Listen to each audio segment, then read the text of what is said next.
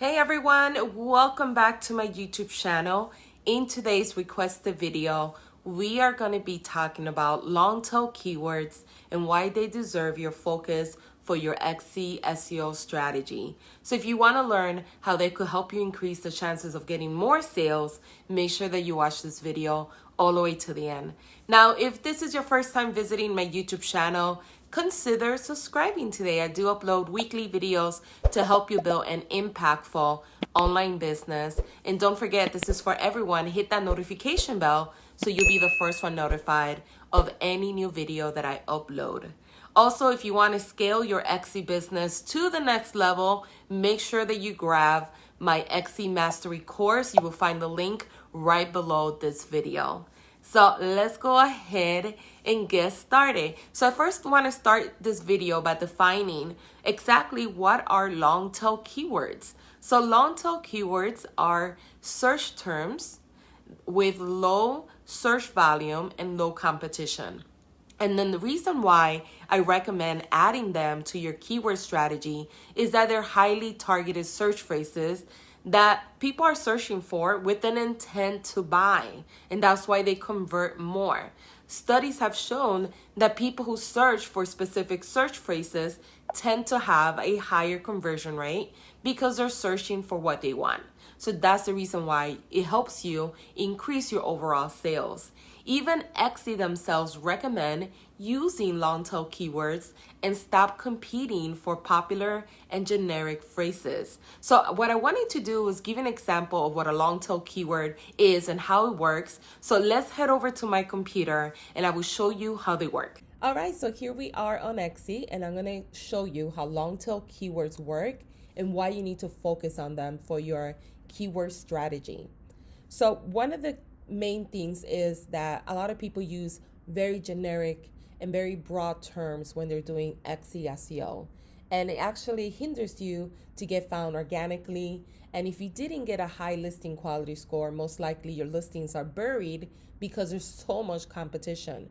So if somebody types in on the search feed the word shoes, one thing that you have to keep in mind about this customer's journey is that they don't really know what they're looking for. That's why they're so broad right now. They're just searching right now. They're trying to become aware of a product that they might later on buy.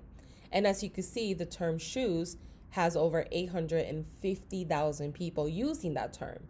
So imagine if you use this term for your own tag. You're competing with all of these people. And like I said, if you don't get a high listing quality score, most likely you'll be buried in the search results. You won't be found organically. And if you paid for Etsy ads, it's going to cost you a little bit more because you're competing with so many people. Now, if somebody typed in, let's say, red men's running shoes, this buyer, right, is searching with an intent to buy.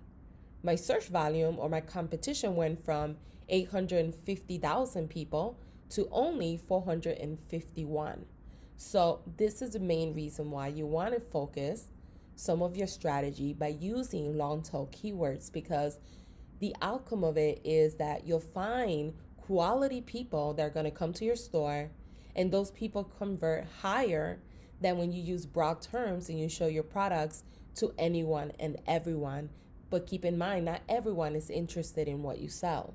So therefore, something like this, someone types in red men's running shoes.